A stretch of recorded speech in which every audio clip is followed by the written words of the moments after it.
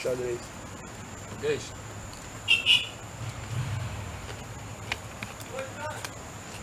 Chegou bem.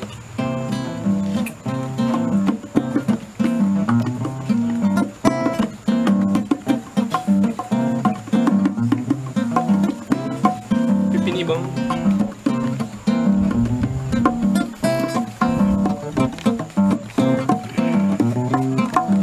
Mundo vai rodar, já rodou, sempre vai rodar. Mundo vai rodar, já rodou, sempre vai rodar. Mundo vai rodar, já rodou, sempre vai rodar. Mundo vai rodar, já rodou, sempre vai rodar. Passarinho pela porta entreaberta entrou, procurando uma janela. Ele me chamou,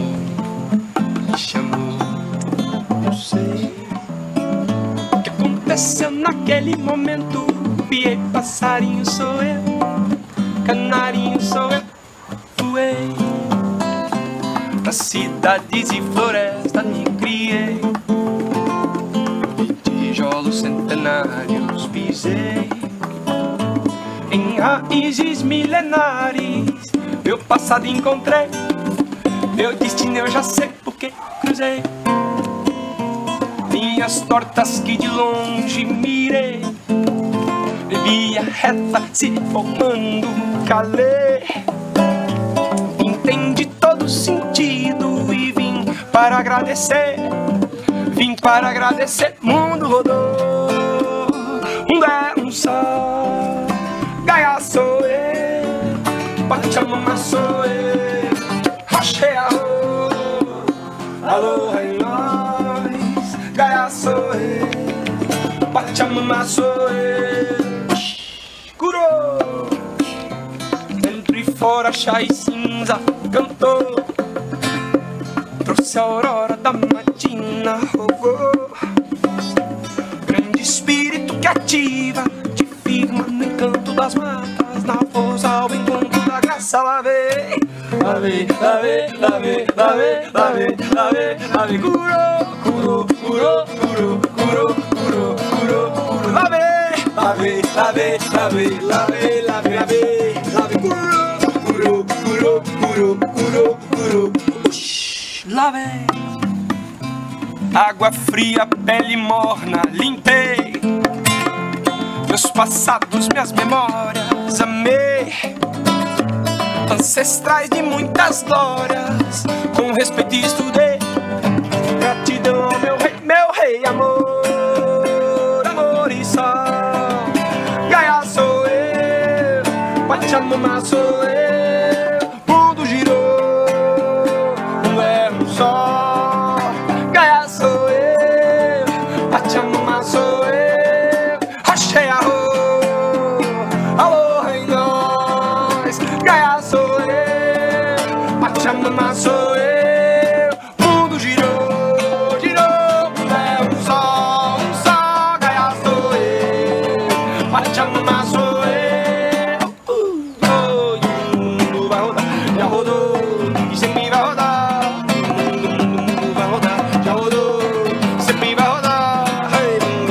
Mundo vai rodar, já rodou, sempre vai rodar.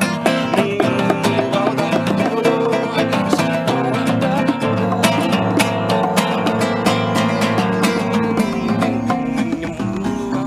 Já rodou, sempre vai rodar. Passarinho. Então, retornando aqui desde o início, muito prazer. Agora sou Edésio Miranda, faço parte aí do grupo de agricultura ecológica.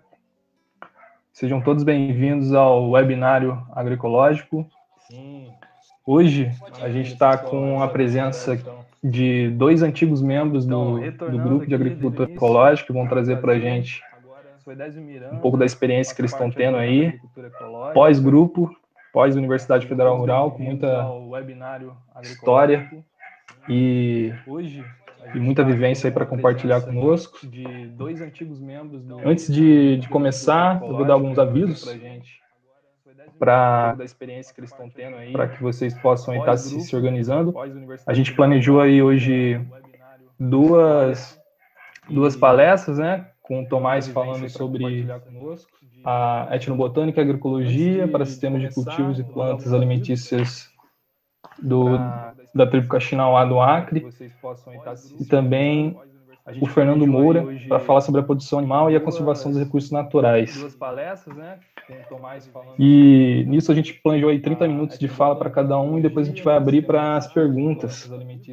E aí durante a fala de cada um deles, se eles puderem pensar em algo aí que venha para vocês, se tem interesse em saber, essa é a hora aí de aproveitar para a gente conversar tanto com o Tomás quanto com o Fernando sobre o que eles vão estar apresentando para a gente hoje. E para a gente dar início, então, eu queria abrir aí para os convidados para eles se apresentarem para a gente, falar um pouco aí do histórico deles, o que eles fazem hoje em dia, e dar início aí à nossa palestra. Vou pedir para eles se apresentarem aí, o Tomás e o Fernando, se puderem abrir a câmera para a gente dar início. Muito bem-vindos e muito grato aí pela participação. Boa noite, pessoal. Todo mundo me ouvindo? E dar início aí à nossa palestra. Vou pedir para eles se apresentarem aí, Tomás e o Fernando. Positivo, todo mundo te ouvindo. Solta tua câmera aí, Fernando. Muito bem-vindo. Muito grato aí pela participação. Boa noite, pessoal. Todo mundo me ouvindo? Primeiramente, boa noite aí a todo mundo. Primeiro agradecer aí o convite do GAI, da FEAB, da galera da Rural, para a gente, falo por mim, falo por Fernando, que é um grande amigo, mas falo por mim, que é um grande prazer estar podendo compartilhar um pouco com vocês, né?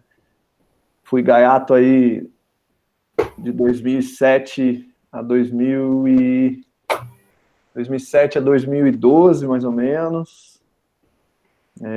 Passei aí pela LICA, né, que é a Licenciatura em Ciências Agrícolas, passei pela agronomia, pelo mestrado na Universidade Rural, e com certeza foi aí um dos grandes divisores de água aí na minha vida pessoal e profissional, fazer parte desse movimento agroecológico tão forte, tão bonito que tem dentro da universidade, né?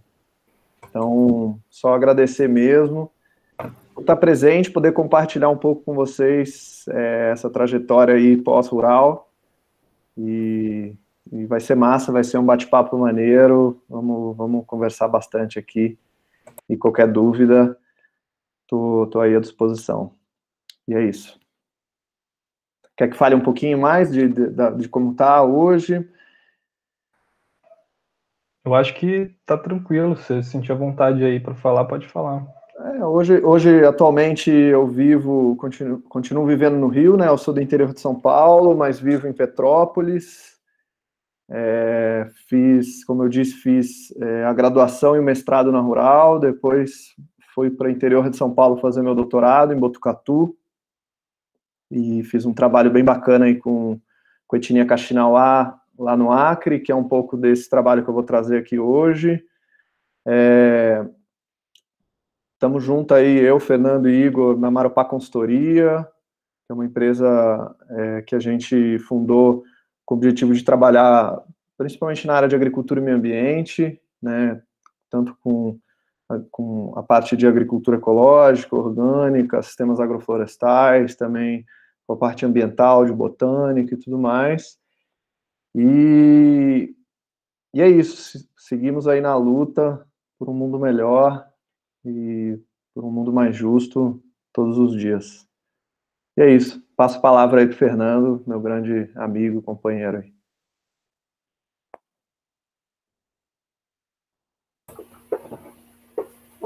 Boa noite, pessoal. É um prazer para mim imenso estar aqui com o pessoal do GAI.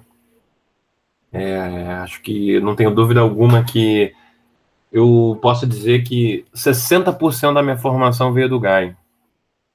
Eu me formei na universidade, sou biólogo, sou mestre em agricultura orgânica, tudo pela Rural, mas a minha formação, de fato, como técnico, como profissional, quanto ser humano, quanto pessoa de relacionamento, foi dada no GAI e nos corredores do alojamento universitário, para quem conhece. E atualmente eu sou consultor na parte agropecuária, eu atuo tanto na parte de agrofloresta, que é uma área que eu tenho uma paixão desde que eu entrei na universidade, quanto na parte pecuária, na parte especificamente de pastagens. Eu costumo falar que a agrofloresta deixou de ser uma paixão para virar um amor, uma relação mais próxima. E a pastagem foi algo que me pegou no meio da trajetória, me trouxe muito próximo, e hoje eu estou aqui um pouquinho para compartilhar com vocês.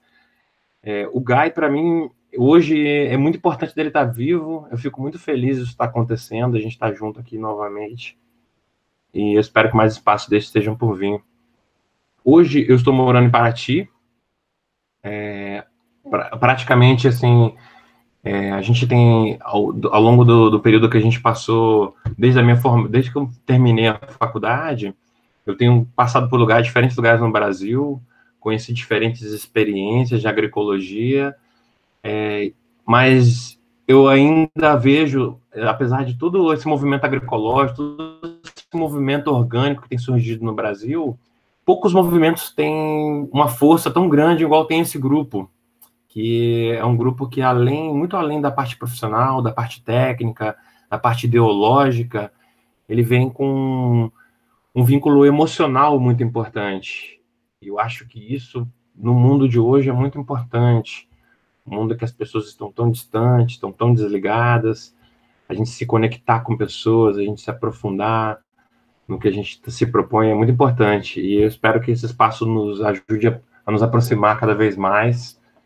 E é isso, pessoal. Espero que hoje seja um passo legal. E vamos nessa. Maravilha, Fernando. Maravilha, Tomás. Muito grato aí. Só para contextualizar rapidamente, né? O GAI, ele é um grupo de extensão da Universidade Federal Rural do Rio de Janeiro. É um grupo aí que já está com 37 anos desde sua primeira formação do grupo, que foi formado por mulheres inicialmente. E hoje em dia a gente conta aí com alguns participantes que estão atuando até hoje, e também temos aí a parceria da Federação de Estudantes de Agronomia, a FEAB, que estão apoiando esse evento também junto com a gente. E para a gente então dar início à nossa atividade, queria chamar então o Tomás para trazer a apresentação dele, primeiramente. E aí pode ficar à vontade, Tomás. Maravilha, Désio. Eu vou projetar a tela aqui, vocês veem se está tudo ok, tá bom? Beleza.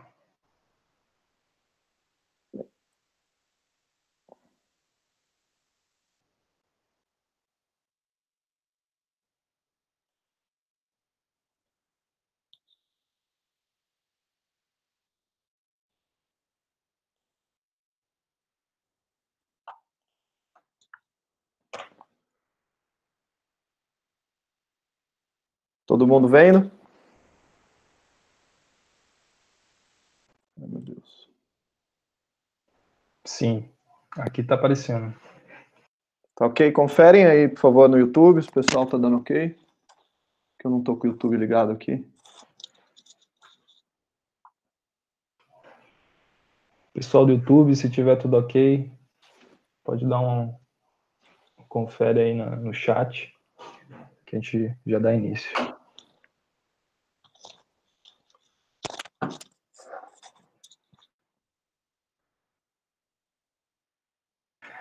Pois tá tudo ok, Tomás. Beleza. Pode mandar ver. Tá, qualquer coisa, se houver algum problema com o áudio, com a imagem, por favor, me alertem aí, tá bom?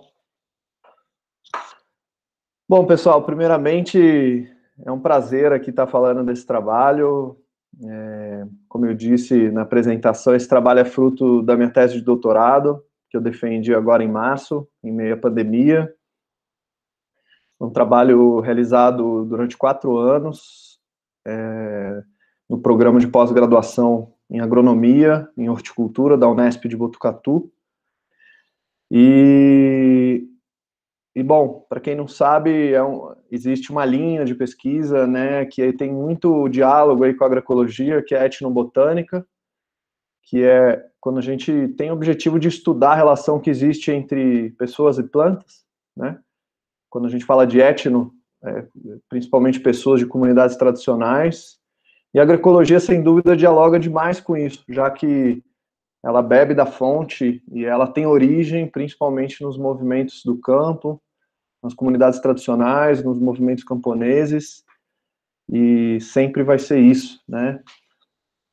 Então, acho que isso também é muito fruto do que eu aprendi no GAI, de valorizar a agroecologia raiz, da agroecologia de verdade, e aí seguir com esse trabalho aqui que eu vou apresentar para vocês, né? Então, o título da minha palestra de hoje é Sistemas de Cultivo e Plantas Alimentícias, Kaxinauá no Acre. É um resumo, claro, da minha tese, não haveria tempo hábil aqui para apresentar todos os resultados. Então, vamos lá começar com algumas provocações. A ideia aqui não é ninguém lê muito, a ideia aqui é a gente refletir. Bom, quando a gente começa nessa primeira imagem, assim, por que eu trago essa imagem, né? A gente, desde criança, desde que é muito jovem, a gente aprende que a sociedade humana, ela inicialmente era caçadora-coletora, vivia em pequenos grupos, né? Vivia do que encontrava ali e era preguiçosa, quer dizer, preguiçosa, assim, não formava grandes aglomerados, só buscava o mínimo, né, o para subsistência. E aí a sociedade humana vira a chavinha quando ela começa a fazer agricultura, né? Então, a história nos conta, nos mostra, desde que somos crianças, de que a grande virada veio com o surgimento da agricultura, né? Onde as sociedades pararam de ser nômades, começaram a se estabelecer nos lugares, a criar animais, plantações, e deixaram de ser caçadores e coletores, né? Passaram a fazer agricultura e adquirir tudo através da agricultura. Mas a história, o que ela mostra pra gente, principalmente quando na escola, né? Ela tem uma falha aí, não uma falha, mas ela passa um rompimento que, na verdade, não existiu, e não existe. E por que eu estou dizendo isso? Porque essas populações, elas não passaram de uma coisa, de uma situação, para virar outra situação. Elas simplesmente fizeram uma transição entre situações, entre modos de vida, que levaram elas a ser quem elas são hoje e como elas são hoje. Então, o primeiro conceito, e talvez um dos únicos conceitos, talvez uma das únicas partes escritas da minha apresentação que eu queria trazer aqui, que é muito importante a gente entender, é a diferença entre domesticação de paisagens e domesticação de plantas, tá? Domesticação de plantas é um pouco mais fácil, está um pouco mais próximo da maioria das pessoas, o que seria, mas é muito importante a gente entender o que é cada um desses para a gente avançar nessa conversa aqui. Então vamos lá, citando o professor Clement, né, do INPA, um trabalho até não muito novo, mas muito relevante. Ele fala que a domesticação de paisagem é o início de tudo, né? É onde o homem, o ser humano, através de um processo inconsciente e consciente, ele começa a mudar a paisagem onde ele está inserido, né? Começa a limpar, começa a manejar as plantas, começa a trazer uma planta lá de dentro da floresta, trazer para próximo da casa, começa a manejar a paisagem, né? Começa a alterar a demografia das populações de plantas, de animais, e transformar essa paisagem numa paisagem segura, né? Quando a gente limpa o nosso quintal, quando a gente transforma o nosso quintal do jeito que a gente quer, com as plantas que a gente quer, com os animais que a gente quer, basicamente a gente está fazendo um processo de domesticação da paisagem, porque a gente não está domesticando só plantas, a gente está domesticando o nosso espaço. E entender esse processo é muito importante para a gente entender por que aquela transição entre caçador e coletor e agricultura, basicamente, a gente está fazendo um processo de domesticação tão preto no paisagem, porque a gente não está domesticando um diálogo entre essas duas fases da humanidade. Então, a domesticação de plantas, ela ocorrem paisagens domesticadas. O ser humano, ele não traz uma planta da floresta e domestica ela num outro cantinho qualquer da floresta, num cantinho, numa trilha. Não, ele traz a planta para próximo da casa, ele seleciona. Então, na verdade, a domesticação de plantas, ela é um processo coevolucionário, onde tanto plantas como seres humanos evoluem juntos, né? Onde a seleção humana, o ser humano passa a selecionar, eu quero um fruto maior, um fruto mais doce, um fruto que produza mais. Quando o ser humano passa a domesticar as plantas, manejar, cultivar, isso altera o genótipo da planta. Acho que muitos sabem, mas a maioria das plantas que a gente consome hoje, milho, tomate e outras, elas foram domesticadas e manipuladas durante milhares e milhares de anos pelo ser humano para serem o que elas são hoje. E essa domesticação ela ocorreu em paisagens domesticadas, ocorreu em sistemas de cultivo, ocorreu em áreas manejadas. Então, por que eu trago isso? Porque para a gente entender que esse processo de domesticação de paisagem, esse processo de domesticação de plantas, ele não acabou. Ele está acontecendo agora, e ele acontece 24 horas por dia, não só nos laboratórios de melhoramento genético, de seleção de plantas, mas ele acontece principalmente nas comunidades de agricultores, nas comunidades de agricultoras e comunidades tradicionais. E ele se mantém até hoje. Então é muito importante entender essa diferença, entender que esses seres humanos permanecem manipulando, permanecem selecionando e melhorando a paisagem para que ela fique mais confortável possível para a convivência com a natureza. Então, entender esses dois conceitos parece uma coisa aleatória, mas não é, porque só assim a gente consegue olhar a agricultura e consegue olhar a agroecologia como uma relação entre seres humanos e plantas e animais e principalmente e paisagem. Então, a partir desse conceito, a gente vai avançar um pouquinho mais a fundo. Aqui alguns exemplos. Quando a gente fala em paisagem domesticada, talvez tenha alguns exemplos bem fáceis de entender, onde o ser humano alterou a paisagem drasticamente para que ela ficasse mais favorável à sua produção. Então, essa primeira foto aqui, do lado esquerdo em cima, esse é o sítio arqueológico de Moray, no Peru, construído pelos Incas, há séculos atrás, onde eles cultivavam as plantas em diferentes degraus para adaptar essas plantas a condições, fazer seleção genética de plantas através da diferença de insolação, de temperatura que os diferentes degraus traziam. Outro exemplo muito fácil de entender o que é uma domesticação de paisagem é em cima à direita, que são as chinampas maias, são áreas de cultivo que flutuam.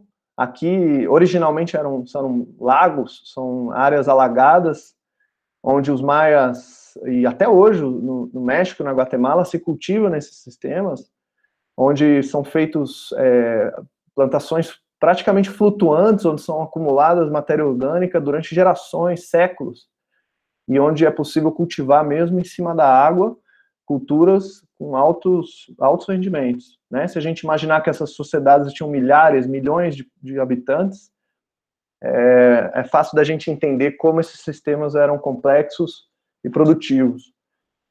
Aqui embaixo à esquerda, um outro sistema, também Inca, também no Peru, Tipon, os sistemas também de irrigação, onde se testavam os sistemas as diferentes lâminas de água para adaptar as plantas. E eu estou falando disso há séculos atrás, tá? E outro sistema bem fácil de entender de domesticação são os terraços chineses de produção de arroz, que até hoje, há mais de 5.000 anos, produzem arroz, onde os chineses, as comunidades tradicionais da China, alteraram a paisagem drasticamente, transformaram uma paisagem produtiva e que super... dialoga muito com a natureza do local, com os regimes hídricos e com tudo. Mas e aqui, né? Quando a gente olha uma floresta como a floresta amazônica, é uma floresta virgem? Será que é uma floresta intocada, muita gente acha que é intocada, mas se a gente começar a olhar a Amazônia mais a fundo, ou as florestas tropicais mais a fundo, a gente começa a perceber que ela também vem passando por processos de domesticação. Essa foto é da National Geographic, um sobrevoo que eles fizeram nos Índios Isolados, no Alto Juruá, no Acre, e comunidades que até hoje vivem em isolamento total, não sabem necessariamente que Brasil é Brasil, que mundo se chama planeta Terra, mas que vivem em total harmonia com a floresta e manipulando a floresta para o seu benefício e para o benefício de toda a comunidade. Algumas fotos aqui, aéreas, né?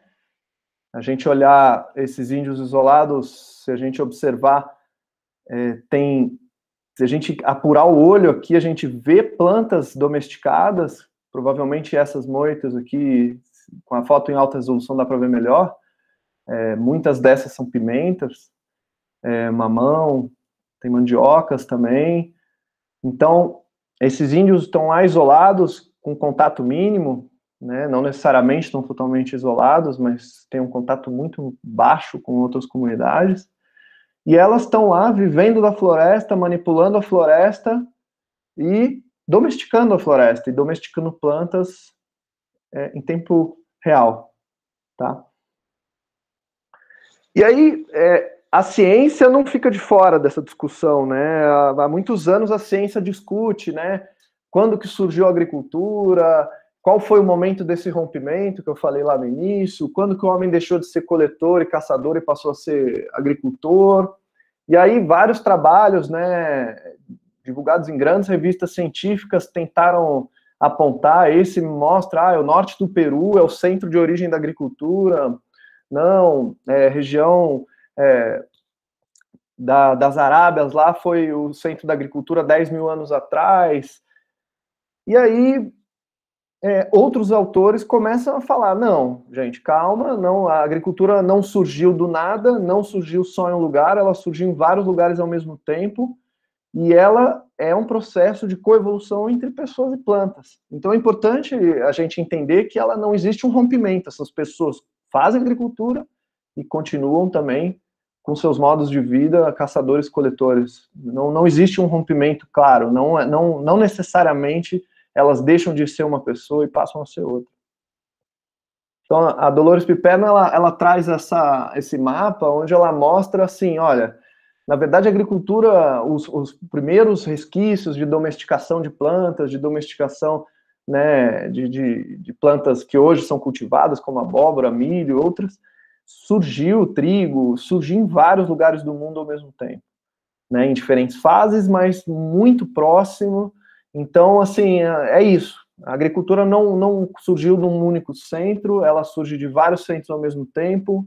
As plantas passaram a ser domesticadas, mas eles continuaram coletando plantas na floresta. Então, é como se houvesse uma transição, mas é uma transição que não é tão clara. Então, os pesquisadores começam a perceber que essa transição não é tão clara e de que esse processo de domesticação permanece até hoje. Dando um zoom aqui para a América do Sul, essas manchas, não quero que ninguém se tente ler aqui, não tem necessidade agora, mas todas essas manchas aqui no mapa, elas mostram áreas de possíveis centros de origem, centros de domesticação de algumas plantas cultivadas, tá? Então, como pupunha, como pimenta, várias plantas que a gente sabe que foram domesticadas aqui na América do Sul e na Amazônia, amendoim, enfim. Então, e esses trabalhos mostram a região do Alto Juruá, do Acre, do estado do Acre, Alto Purus, como uma região de muita diversidade de plantas, cultivadas e plantas domesticadas. Então, isso despertou interesse na gente. Muitos cientistas falam que o Acre é um grande buraco negro da ciência, porque tem poucas pesquisas, realmente é um estado difícil de acessar os lugares, porque os rios eles correm transversal, eles correm assim, eles não correm ao longo do estado, então a gente tem que andar sempre de carro, de barco, de avião, enfim. Então, isso foi interessante para a gente também ter esse olhar e querer partir para o Acre. Uma coisa importante da gente pensar assim, né? Pô, beleza, mas você falou que tem plantas domesticadas né, e paisagens domesticadas, mas falando de plantas alimentícias, né, que foi a temática do meu trabalho, como que a gente está, que pé que a gente está, né? Hoje, as pesquisas não têm uma concordância de quantas espécies de plantas existem no mundo e tudo mais, mas falando aí por alto, que o mundo tenha 400 mil espécies de plantas, que está representado por esse círculo, cerca de 30 mil espécies estão apontadas aí na literatura como comestíveis. Dessas 30 mil, 200 são consumidas pela maioria do planeta. E dessas 200, 4 espécies comestíveis representam 70% da alimentação mundial hoje. O que isso mostra para a gente, né? Que ao longo dos anos, ao invés da gente olhar esse trabalho que foi feito durante gerações de seleção de plantas, de encontrar plantas comestíveis, nutritivas e tudo mais, tudo isso foi começando a ser deixado de lado para a gente começar a valorizar o que? O trigo, a soja, o milho, o arroz, que são as 4 espécies que hoje representam a nossa alimentação como um todo. Então isso me provoca, assim, isso me gera uma provocação do tipo, cara, a gente tem que olhar essas plantas alimentícias com outro olhar, dar valor e buscar na fonte, onde está a fonte disso, né? Onde estão as pessoas que realmente usam essas plantas e manejam. Bom, trazendo para o contexto da Amazônia, tem um trabalho muito importante que a gente começa a entender o que está acontecendo na Amazônia. Existe uma hiperdominância na floresta amazônica. O que quer dizer, né? Esse trabalho ele avaliou 1.430 inventários florísticos realizados na Amazônia, onde foram identificadas mais ou menos 16 mil espécies de árvore. Só que o que esse trabalho mostra é que das 16 mil, 50% do total das espécies, das árvores identificadas, são representadas por 1,4% de espécies. Ou seja, tem muita árvore na Amazônia, mas a grande maioria dessas árvores é de poucas espécies. E aí, beleza. Cara, o que isso traz, né? Então, a gente tem uma floresta muito diversa, mas tem algumas espécies que ocorrem em muito mais quantidade do que as outras. E aí, quando foram olhar quais eram essas espécies, adivinha? Dessas espécies mais encontradas na Amazônia, a grande maioria, esmagadora, são espécies úteis para o ser humano. Tá? Em primeiro lugar, o açaí, em segundo, o tatauá e outras espécies úteis, principalmente palmeiras e outras plantas muito utilizadas pelas populações. Opa! Então, se a Amazônia tem muitas espécies úteis para o ser humano, será que o ser humano usou porque tinha muito ou tem muito porque o ser humano usa? Então, esse questionamento é muito importante para a gente entender. E aí, a ciência foi avançando a fundo. E esse trabalho foi bastante significativo da Carol Leves, com os contribuidores, com o pessoal que contribuiu, onde ela, através dos sítios arqueológicos da Amazônia, eu estou falando de uma forma bem resumida, né? Ela começou a fazer transectos e parcelas a partir dos sítios arqueológicos, começou a ver que quanto mais próximos de antigos assentamentos humanos, mais espécies úteis tem. Quando você extrapola isso para a Amazônia toda, com base nos sítios arqueológicos, você começa a ver que grande parte da Amazônia já foi manejada, já foi habitada, e essa grande ocorrência de espécies úteis tem muita chance de ter associação com o manejo humano. Ou seja, o ser humano favoreceu, domesticou a paisagem, favorecendo as plantas úteis que ocorriam na floresta.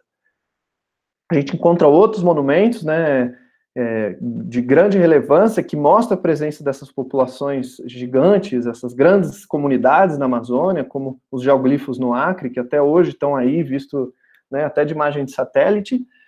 Então, traz essa reflexão, poxa, a floresta então não é uma floresta virgem, essa floresta é habitada há milhares de anos, e essa floresta é manejada há milhares de anos, e falando num jeito bem popularzão, não é isso, mas de uma forma bem popular, a Amazônia então é uma grande agrofloresta construída durante milhares de anos pelo ser humano. Então, isso é muito relevante, isso tem um impacto absurdo você dizer que a Amazônia foi manejada pelo ser humano, Porque você começa a pensar, pô, será que é só a Amazônia? Será que é a Mata Atlântica também? Será que a Caatinga também? Será que o Cerrado? Você começa a olhar os biomas, cara, então, na verdade, a vegetação não é virgem, a vegetação não é intocada, a natureza não é intocada, o ser humano está ali, e ele está lá até hoje, domesticando plantas, domesticando paisagens. Bom, vindo para a realidade de hoje, o que a gente tem no Brasil, até agora, né, a gente não sabe se isso vai mudar, esse é o mapa do Brasil em termos de áreas protegidas.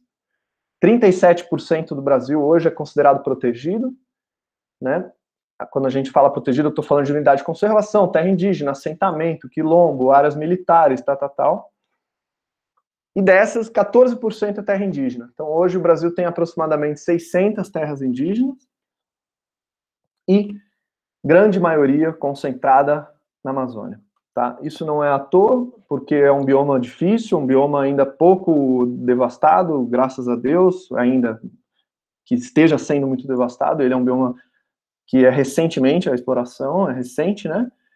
Então, essas terras indígenas abrigam grande diversidade de biodiversidade, são grandes protetores dessa biodiversidade maravilhosa que a gente encontra na floresta tropical mais biodiversa do mundo.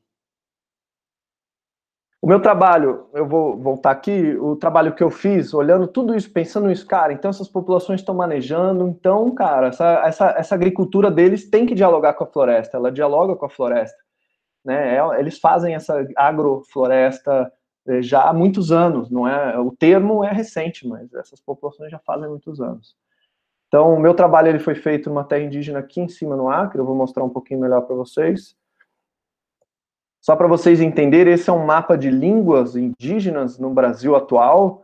O Brasil já teve mais de 300 línguas, muito mais de 300 línguas indígenas. Isso mostra a diversidade de línguas que o Brasil, até hoje, é um dos países com o maior número de línguas faladas. E isso está se perdendo, né? A gente sabe por quê. E o Acre, especificamente, ele é de uma família linguística chamada Pano. São povos indígenas que falam línguas derivadas do Pano, que é essa família linguística aqui. Então, Kaxinawá, Yawanawá, entre outros, que habitam o Acre, falam essa língua. Então, realmente é uma região muito específica, com uma cultura bastante peculiar. E quem são, né, os Kaxinawá? A gente fala Kaxinawá, mas eles se autodenominam Runicuim. Kaxinawá, a gente sabe que no Acre, na Amazônia, o ciclo da borracha, principalmente, teve um grande impacto nas populações indígenas, né? Aqui, só para vocês terem uma ideia, que são fotos do ISA, né? Só para vocês terem uma ideia, aqui é um grande fazendeiro, senhor de borracha, Felizardo, ele escravizava os indígenas, marcava aqui, se vocês, não sei se está todo mundo conseguindo olhar, aqui tem uma inscrição no braço, como se fosse um gado, né? E esses povos, conforme o ciclo da borracha foi avançando rio adentro, esses povos também foram subindo rio acima, foram se escondendo, foram se protegendo, e isso, né, fez com que essas populações Kaxinawá preservassem a cultura de forma muito nobre até hoje. Então, o trabalho foi feito aqui, nessa localização, né, como eu disse, no rio Envira. É bem longe, a terra indígena, ela tem, assim, o acesso não é fácil, são de Rio Branco, no Acre, são pelo menos 5 horas de carro, para chegar no município de Feijó, que é um município com uma população indígena bastante relevante. Do município de Feijó, a gente pega um barco e sobe o rio Envira. Essa subida pode ser de casco ou de batelão, que são 2 tipos de embarcações bem conhecidas por lá. Casco a gente demora mais ou menos de 1 a 2 dias, o batelão de 2 a 4 dias para chegar na terra indígena. Aqui a gente está em cima do barco, não dá para ver o barco porque a gente vai amontoado em cima de mala, de comida, de tudo, porque é muito longe, então tem que levar tudo que você vai consumir em 1 mês, em 20 dias de campo. Então, só para ter uma ideia de que para trabalhar nesse tipo de pesquisa tem que ter bastante vontade e bastante resistência também, porque é sol na cabeça, mosquitada, muito calor e horas sentado nesse barco aí. Ao longo do rio a gente encontra populações indígenas de outras etnias, como os culinas, que são índios que ainda permanecem com um modo de vida bastante peculiar, bastante nômade. Eles fazem esses acampamentos na beira do rio. e vão cultivando e coletando plantas ao longo do rio, então é bem interessante, né? Tem muitas populações ribeirinhas também. A gente dorme nas casas, nos barcos, passa as noites em rede, né? Amazônia, dormir no chão não é o mais recomendado, por conta do bicho, principalmente. E chega na terra indígena depois de alguns dias, é uma população bastante amistosa, muito receptiva. Aqui é um pouco da onde a gente se estabelece, isso é a escola indígena, essa é a nossa base. Então, durante 20 dias, um mês de trabalho de campo, de coleta de planta, é aqui onde processam os dados, sem energia elétrica, apesar de ter lâmpada, só liga quando tem gerador, tomando banho de cacimba, que é tipo uma nascente, e assim vai, né, na resistência aqui. Bom, em termos de trabalho, eu fiz o estudo da agricultura, então eu fiz entrevistas com os indígenas, visitei os roçados, identifiquei as plantas, e identifiquei os modos de cultura, os sistemas de cultivo deles. Um sistema muito utilizado deles é o roçado de corte-queima. Eles abrem as áreas e plantam essas áreas e depois deixam a capoeira tomar conta de novo, depois de um tempo, deixam a área em pousio, né, descansar.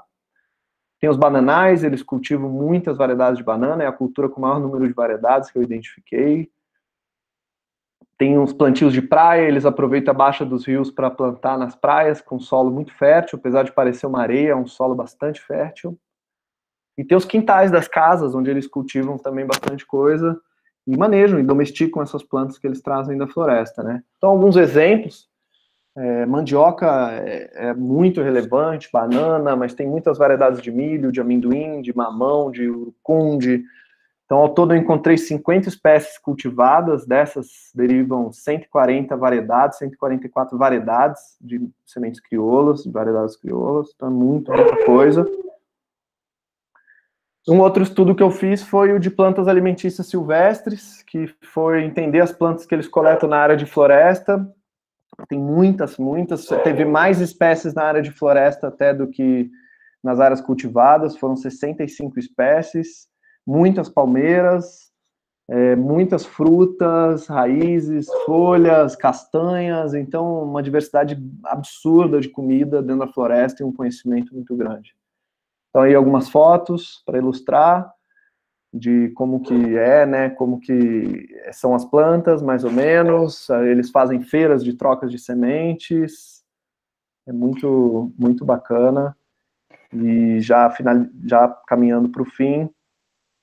E é isso, esse é um pouco da agricultura Kaxinawá, é um resumo, óbvio, eu poderia ficar aqui 5 horas apresentando e falando um pouco para vocês, mas é muito interessante, assim, o que eu acho que fica de conclusão é que mostra que essas populações, apesar de estarem muito marginalizadas, esquecidas, infelizmente, elas têm grande sabedoria e fazem uma agroecologia que não tem rótulo, é uma agricultura que é altamente produtiva, com baixa incidência de pragas, com uma diversidade incrível, resiliente, e que tem muito a ensinar aí para todos nós. E é isso, muito obrigado. Muito bom, boa apresentação, Tomás. Valeu aí pela grande experiência que tu compartilhou com a gente. Achei muito bacana aí o tema. E pessoal que está aí acompanhando, já podem fazer as perguntas que o pessoal do chat aí que está moderando, eles vão anotar. E aí, após essa segunda apresentação que o Fernando vai fazer para a gente abre espaço para as dúvidas, para as perguntas que vocês forem fazendo. Beleza? Então, para a gente dar continuidade aqui no nosso webinário agroecológico, eu vou chamar o Fernando Moura para dar início à apresentação dele. O Fernando vai falar aí sobre a produção animal e a conservação dos recursos naturais. Tudo certo aí, Fernando? Tudo certo, Edésio. Fica à vontade, então, cara. Maravilha. Galera, fico até emocionado assistir a palestra do meu amigo Tomás. Uma figura muito importante aí na minha trajetória profissional. Influenciou muito quem eu sou hoje como profissional.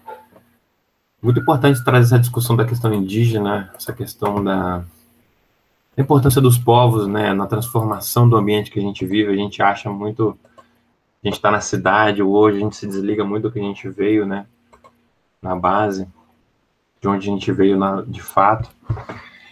E eu vou trazer uma discussão que dentro da agroecologia é uma discussão um pouco polêmica. Eu vou compartilhar com vocês a minha tela aqui. E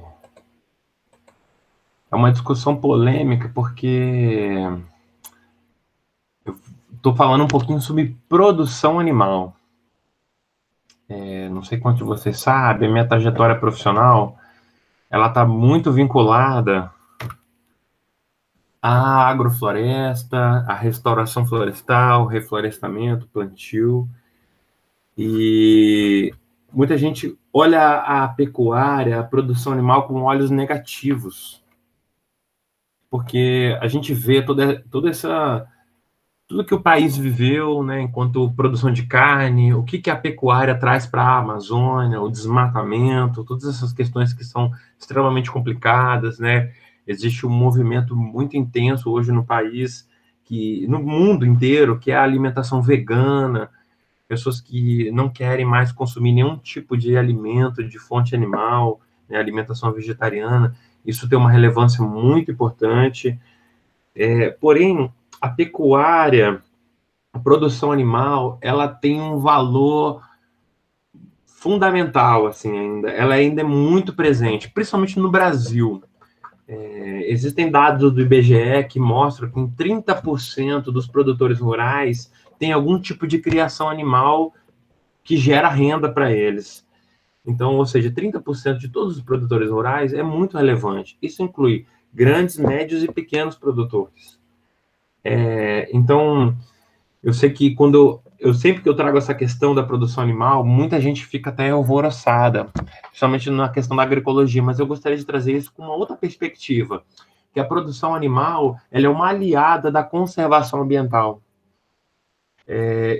Infelizmente, hoje, boa parte das imagens que eu tinha nessa apresentação, eu não vou poder apresentar, porque esse nosso texto ele vai estar disponível no YouTube, e algumas imagens que são disponibilizadas pelos pesquisadores, que são nossos parceiros, elas não têm direitos autorais definidos, então eu não posso simplesmente disponibilizar no YouTube, porque elas vão fazer parte de pesquisas que vão estar disponíveis, então tive que catar algumas fotos da internet para colocar.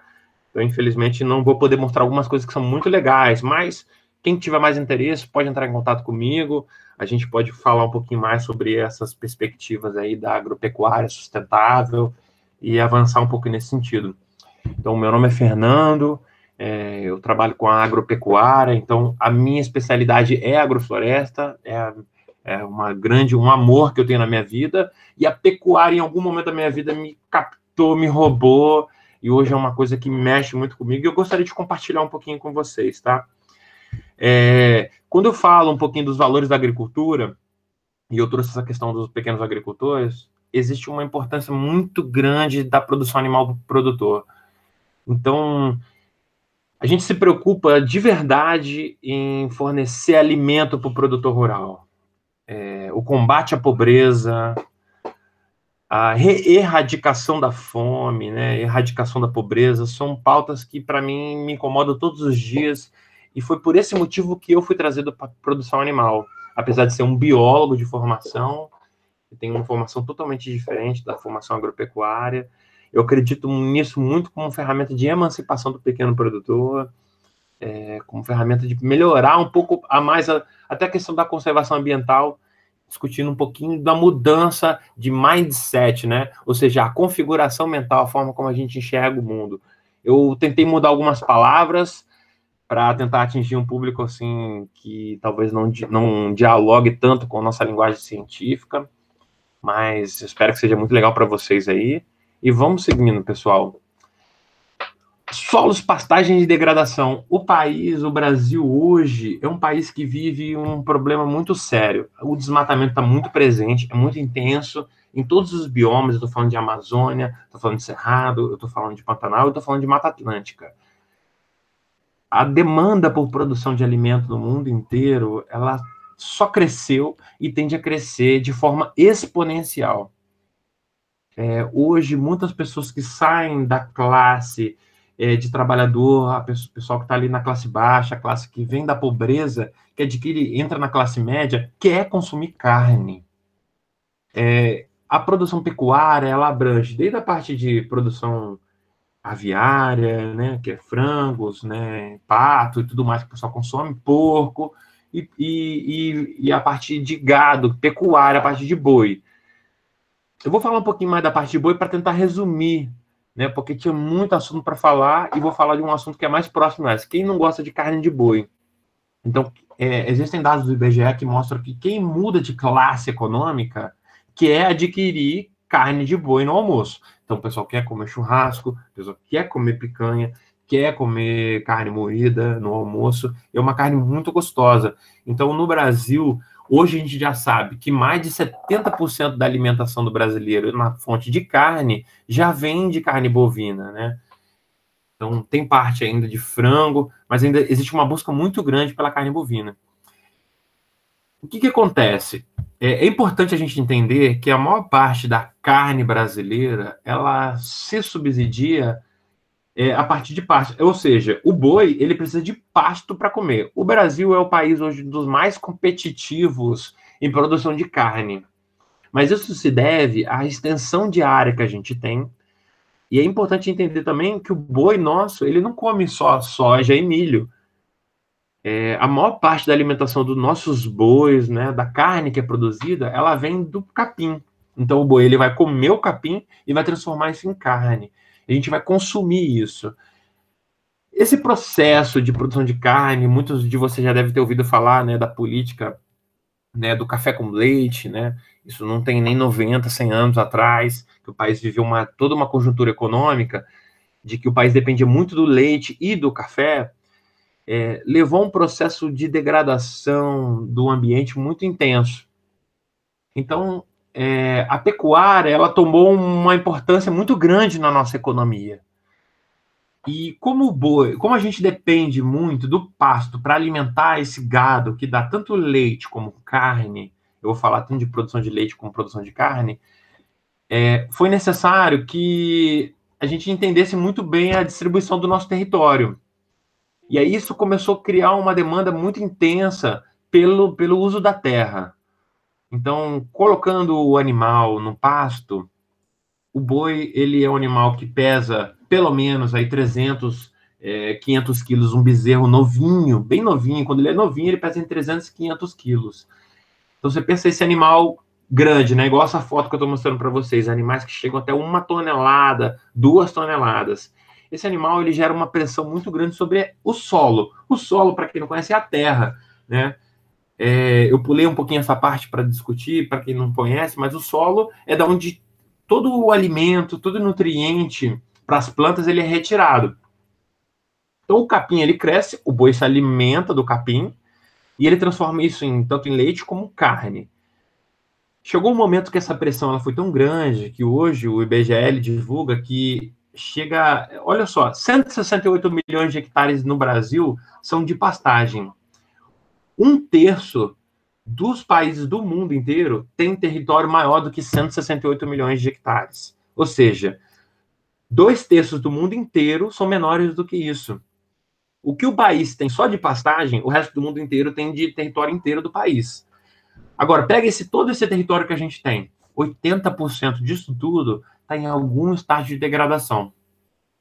Desse todo, 50% está fortemente degradado. Ou seja, quando o solo ele começa a ser... O que acontece? Quando a chuva, o sol incidem sobre a terra, eles acabam quebrando a estrutura da terra. E bate uma chuva, esse solo vai sendo lavado. Ele vai perdendo a parte nutritiva dele, a parte que transformaria aquilo ali em alimento. E aquilo ali vai sendo lavado para os rios e, por fim, nos oceanos.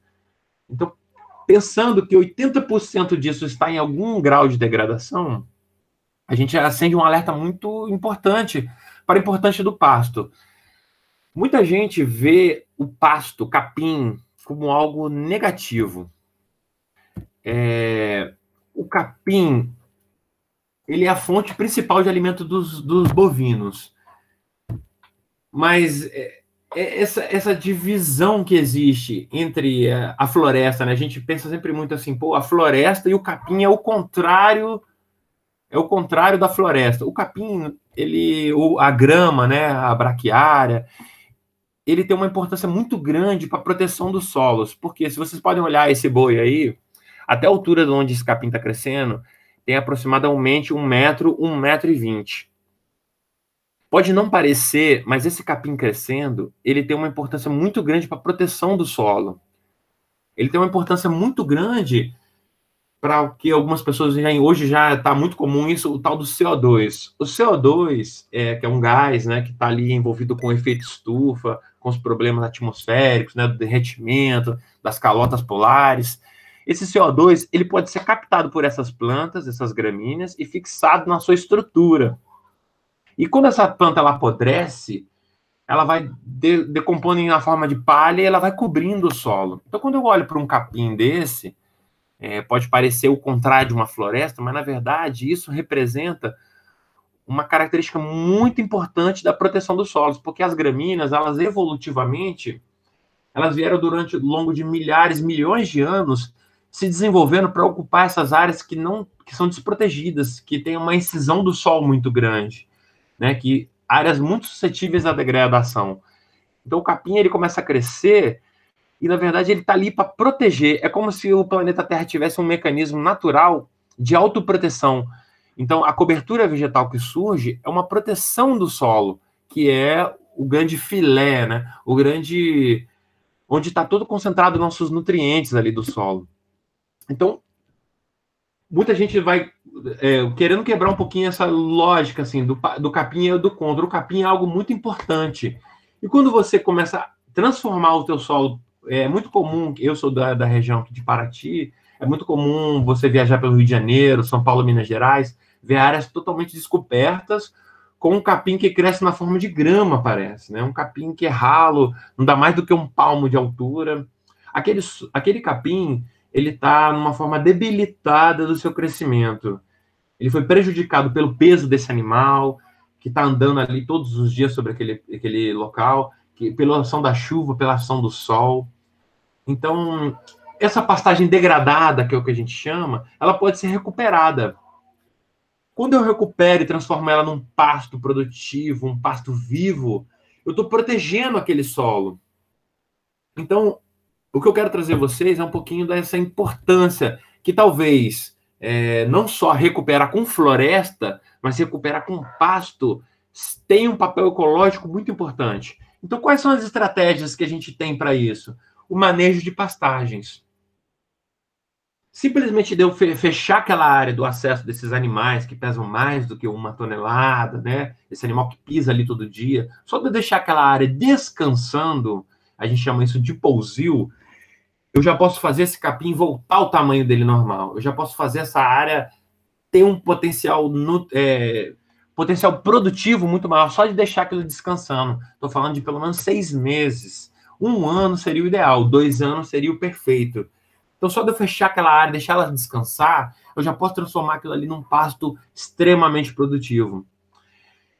Para quem não conhece, o piquete. Piquete é quando eu pego uma área enorme e divido ela em pequenas áreas, sub-áreas. Então, eu não deixo o boi andar livremente por essas áreas. Eu começo a restringir a movimentação dele para que ele consuma exatamente o que eu quero. Só que um exemplo, um quadrado, ele consome só aquele pedaço.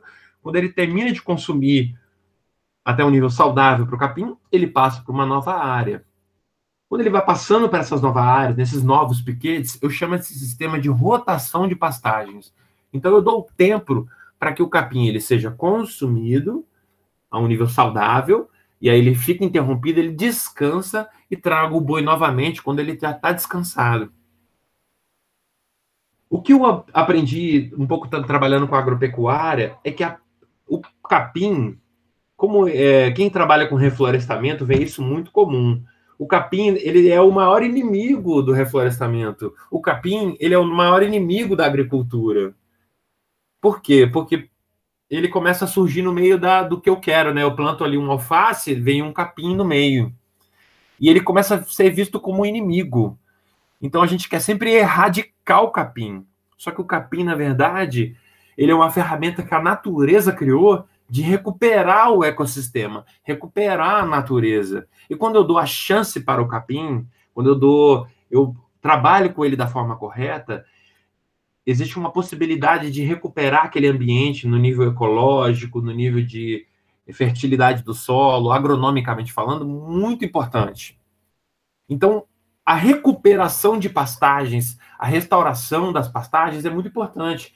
Se eu tenho 80% das pastagens brasileiras degradadas, se eu passo a recuperar esses ambientes, eu passo a ter uma forma nova de trazer vida para o solo. O capim, ele apodrece, ele vai recuperando o solo. E existe uma estratégia que a gente é um trio, que é muito comum para quem trabalha com agropecuária, que é a cerca, o calcário e o pousio. A cerca é cerca mesmo, arame farpado, arame elétrico, você cerca uma área, fecha o acesso dos animais a ela, porque o animal, o boi, ele não sabe o que é melhor, ele não sabe onde ele tem que pastar, ele precisa da nossa ajudinha para conduzir esse pastoreio dele. O calcário, ele é um resíduo da rocha, é uma ferramenta, ele é um material rico em cálcio e magnésio, que ele é extraído da rocha, e ele é aplicado sobre o solo como adubo, como fertilizante.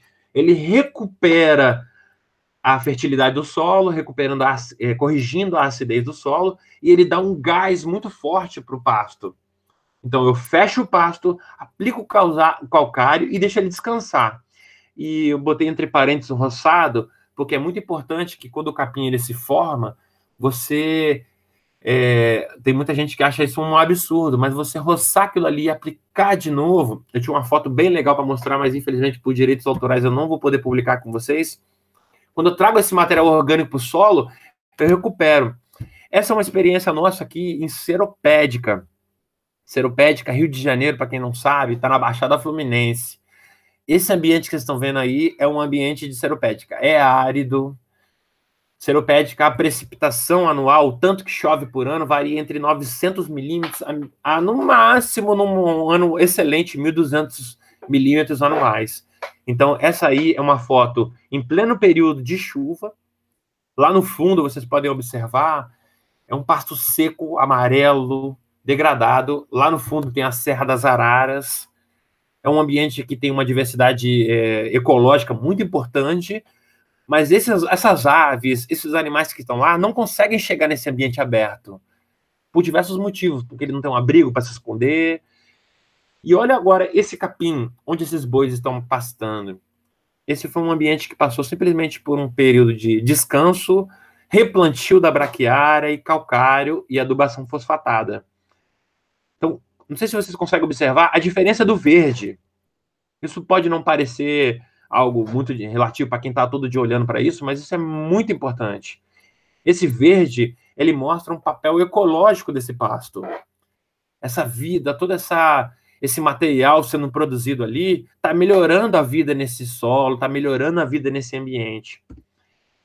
Então, para eu trazer nessas áreas que antigamente eram degradadas, essas áreas que eu quero recuperar, a gente vai falar muito de diversificação vegetal. Tanto de recuperar na forma de pasto, mas incluir outras plantas que a gente vai chamar de forrageiras. Forrageiras aquelas que servem para forragem, para alimentação animal. Eu coloquei aí entre plantar mato. Quando a gente fala com os produtores rurais sobre introduzir novas espécies, eles falam, pô, você vai querer que eu plante um mato aqui, né? Mato no meio do meu pasto. Essa foto da Embrapa, ela está comendo aí uma leguminosa. O gado, o boi, ele não come só capim. Ele come uma diversidade de plantas enorme. E quando eu tenho uma fonte de alimento para ele extremamente nutritiva, eu não só estou trazendo espécies de plantas que vão recuperar a diversidade ambiental, vão recuperar a ecologia do meio ambiente, mas também eu vou estar trazendo ganhos na produtividade, qualidade na alimentação do meu animal, incremento de proteína na alimentação do meu animal, ou seja, boa parte dos produtores de leite adicionam ureia na alimentação animal. Quando eu trago leguminosas, eu reduzo essa demanda. Então, eu tenho uma alternativa nutricional e essas plantas, durante a seca, elas tendem a se manter verdes.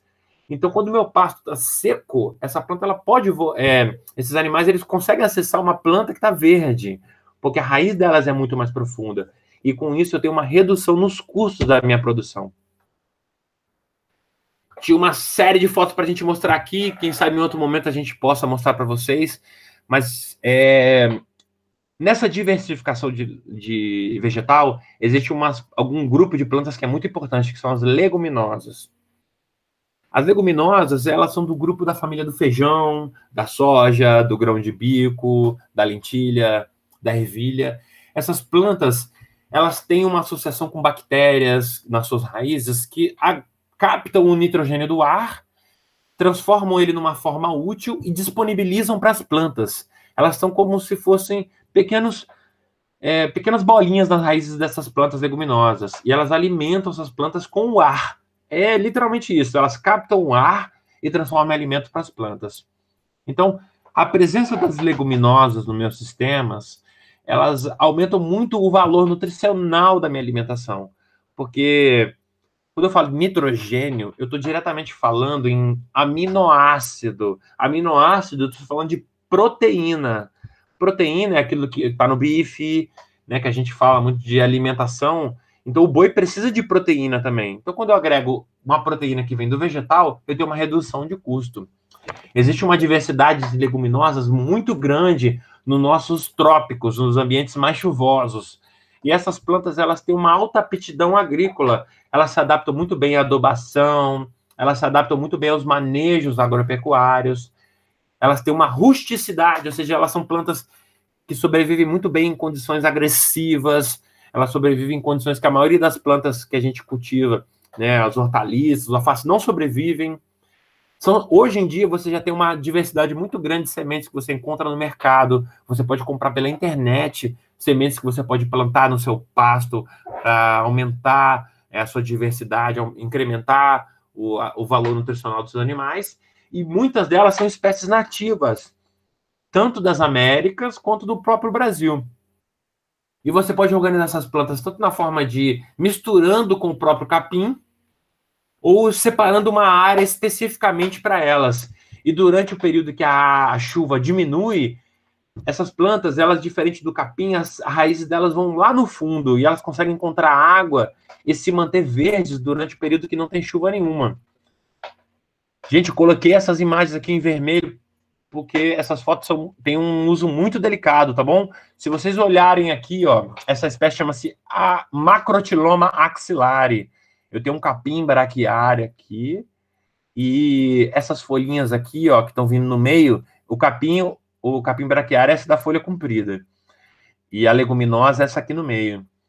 É uma planta que ela consegue se misturar no meio desse capim todo e produzir alimento. Vocês podem olhar esse boi, que é um gado Nelore, um gado que é uma raça especificamente voltada para gado de corte, para produção de carne. Na boca dela, ela tem um feixe, parece um macarrão, parece alguém chupando um macarrão. Tem um feixe de Macrotiloma axillare. Então, o boi, ele não come só capim, ele come leguminosa também, né? Então, eu consigo encontrar plantas que se misturam no sistema de pastejo comum. O feijão guando é muito comum para a galera da agroecologia, todo mundo conhece o feijão guando. Ele tem um valor alimentício muito importante, as pessoas conseguem consumir a semente verde dele, que é uma delícia, melhor do que a maioria dos feijões, legumes que a gente conhece. E aqui do lado vocês conseguem ver uma moita de capim, de feijão guando crescendo e os bois furando a cerca para pegar o capim, o feijão guando.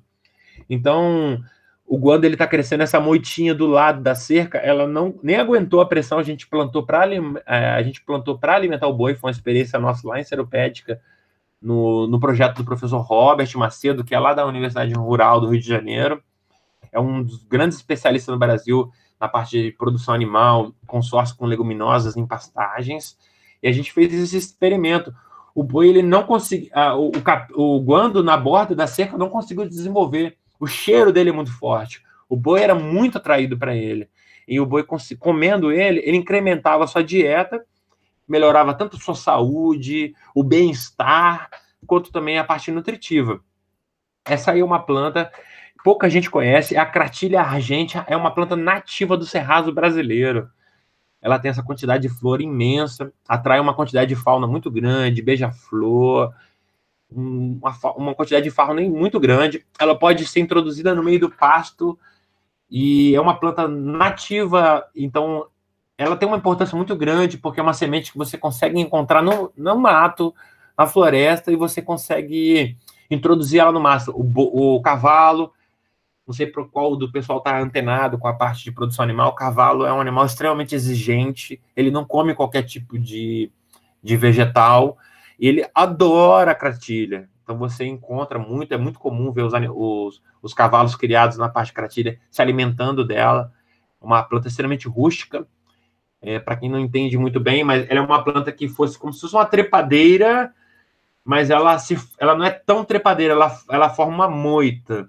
Então eu consigo formar verdadeiros corredores de fonte de alimento e que favorece a fauna.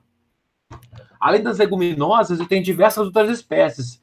O margaridão, muita gente hoje já vê o margaridão como uma espécie polêmica, porque ele tem um potencial invasivo, ou seja, ele cresce, se desenvolve muito rápido, é fácil perder o controle, mas na produção animal, o próprio animal ajuda a controlar o crescimento dele. É uma espécie que em muitos lugares é usada para controle de fogo, então ele é plantado em aceiros para combater o incêndio, porque a planta não avança, o fogo não avança por dentro dele, e é uma planta que representa a 30 a 70 toneladas de hectare de alimento para o animal.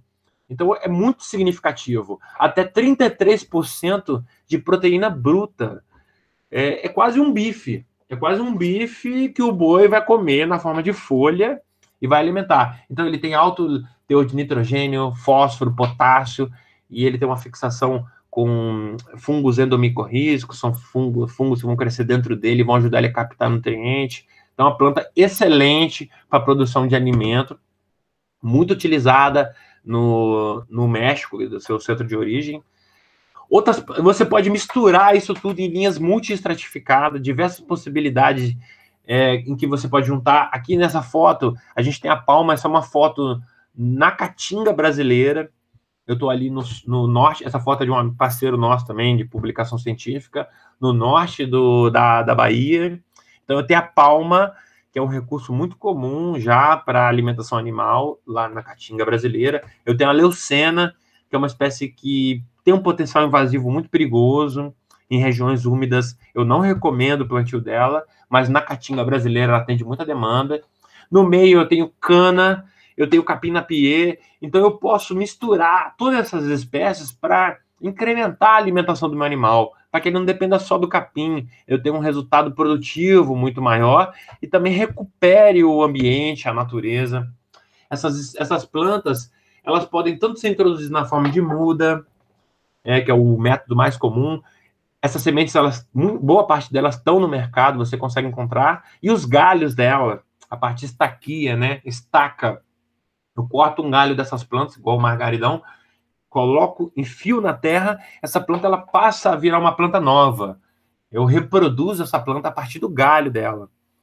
E a última, que é a endozoocoria, que é a dispersão de sementes via digestão e bocheamento. Como que isso funciona? Quando a gente, muitos de vocês já devem ter experimentado, tá andando pelo pasto e voltar com a calça cheia de carrapicho. O carrapicho é um animal que ele vem do lado é uma planta que é sua semente, né, o seu fruto, ele agarra na nossa roupa e a gente carrega ela do lado de fora. Então, o boi também faz isso. Então, chamaríamos isso de ectozoocoria, que acontece do lado de fora. A endozoocoria é uma linha nova que está sendo desenvolvida. Não é tão nova. Desde 2003, a gente já tem alguns trabalhos científicos relevantes, mas ainda tem pouca visibilidade. Que é o quê? Você compra essas sementes leguminosas, você adiciona no sal mineral, que faz parte da alimentação do animal. O boi, ele lambe esse sal e ingere essas sementes. E quando ele vai fazer o seu cocô, essa semente ela cai no pasto e ela surge uma nova planta. Então, eu passo, ao invés de ter que plantar manualmente, usar uma máquina, ter que jogar essa semente no pasto, eu passo a plantar ela simplesmente dando para o animal. Hoje, o ITA, que é o Instituto Internacional de Transformação da Agricultura na África, já tem trabalhos desenvolvidos que são muito interessantes com cabras, que é dar sementes de árvore para essas cabras ingerirem, e elas estão recuperando áreas que são montanhosas, em que ninguém iria plantar. Essas cabras estão defecando nessas áreas e plantando árvore a partir do seu cocô. Então, além disso, todas as leguminosas eu posso introduzir a árvore, que tem um papel importante do sistema radicular, né, que vai lá no fundo da terra, que busca os nutrientes em profundidade, a sombra, o material orgânico. Eu posso produzir madeira nessas áreas, né? São os famosos sistemas agro-silvopastoris. Tem um sistema hoje bem consolidado da Embrapa, que é a integração lavoura-pecuária-floresta. Eu vou passar um pouquinho rápido sobre isso aqui. Fernando, tem bastante material disponível online. Só para te atentar que o tempo já deu, aí tu pode ir encaminhando aí para o final. Beleza, galera? Então, para a gente fechar isso aqui, a pecuária, ela tem um papel fundamental, ela pode ter um papel fundamental na recuperação dos ecossistemas. Essa pastagem pode não parecer, mas ela ajuda no que a gente chama de permeabilidade da pastagem. Eu tenho um fragmento florestal aqui, um fragmento florestal lá. Em seropédica, que é essa experiência nossa aqui, que antigamente era um sistema altamente degradado, como vocês podem ver aqui nessas fotos minhas aqui. Com a recuperação do pasto, igual eu tenho aqui, a gente começou a ver tatu, a gente começou a ver cachorro do mato. Então, esse pasto pode parecer algo que é o contrário da floresta, mas, na verdade, ele é uma proteção para toda essa vida silvestre que antes não conseguia andar por esse ambiente. Então, pessoal, para fazer um remate disso, muito importante, para entender, encontrar essas estratégias, entender como trabalhar com isso, a observação é uma ferramenta muito importante. Não adianta conhecer técnica, conhecer recurso, reconhecer tecnologia, se não souber observar, se não souber tirar um tempo, respirar fundo e olhar e entender o que está acontecendo. Então, pastagens bem manejadas protegem os solos e as águas. Pastagens bem manejadas ajudam a aumentar a conectividade dentro da paisagem, favorecendo a vida silvestre. E isso só vai ser possível com ensino, pesquisa e comunicação. O Paulo Freire vai discutir extensão e comunicação rural.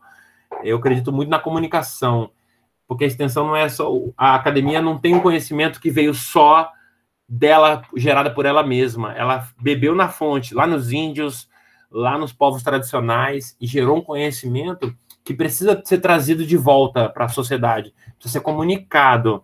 E a natureza, ela só precisa de um impulso. E a agroecologia, ela traz toda essa perspectiva. Então, pessoal, foi bem rápido. Espero que sobre um pouquinho mais para as perguntas aí. Deixa essa frase do Paulo Freire para a gente discutir esse final, essa conjuntura do país. E é isso. Quem precisar entrar em contato, foi um prazer. Obrigado pela oportunidade. E até a próxima. Valeu, Fernando. Grato aí pelas experiências compartilhadas. A gente vai, então, dar início, pessoal, às perguntas que vocês fizeram aí no chat. Foram várias perguntas, muitas perguntas bacanas aqui.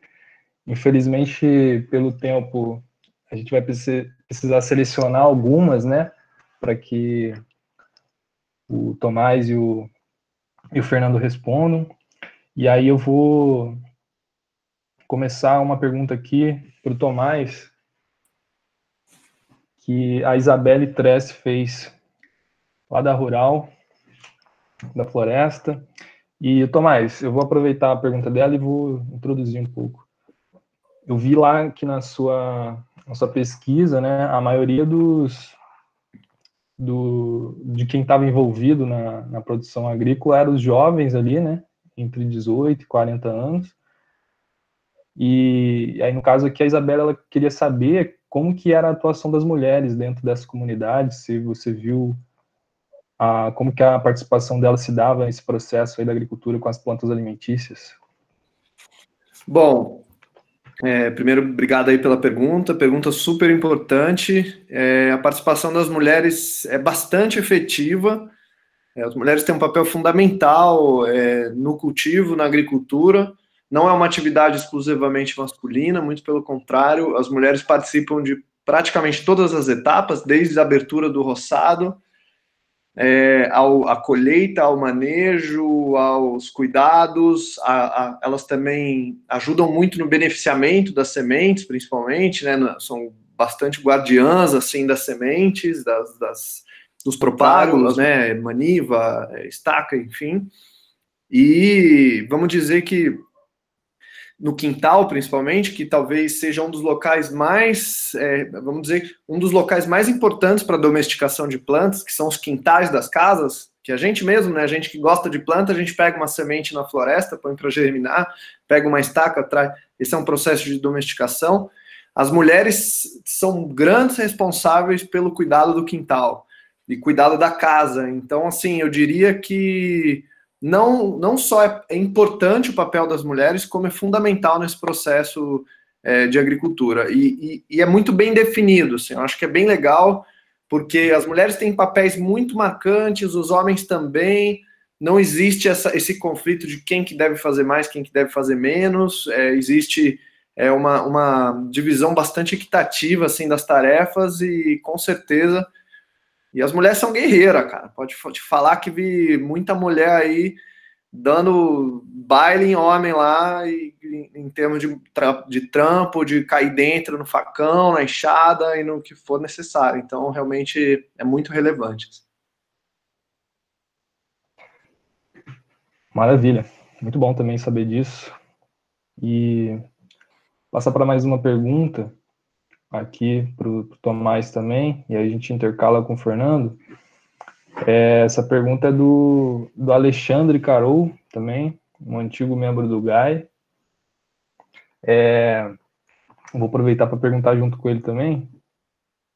E aí ele está querendo saber, Tomás, como que está sendo o processo de passar, né, esse conhecimento lá que as etnias já têm, que as comunidades já têm, para as novas gerações, e vendo todo esse cenário que a gente está vivendo hoje, né, vamos dizer, do enfraquecimento aí dos órgãos que protegem essas comunidades, e de como tu apresentou, né, nessa palestra que tu deu pra gente, a importância que esses territórios têm para preservar essas espécies já que foram domesticadas, e qual que é o impacto disso nessas variedades que tem lá, né? Porque tu comentou aí da banana, da mandioca, do milho, que são variedades que são específicas daquela região, né? Então, dificilmente a gente consegue encontrar em outro local, a não ser lá.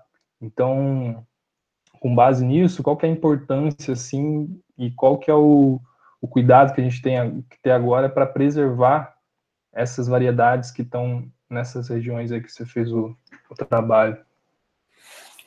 Cara, assim, primeiro, nesse primeiro ponto em relação aos jovens, assim, existe um movimento natural em comunidade tradicional, não só indígena, de os jovens quererem ir para a cidade, né, quererem ter acesso à internet, celular e tudo mais, e lá não é diferente.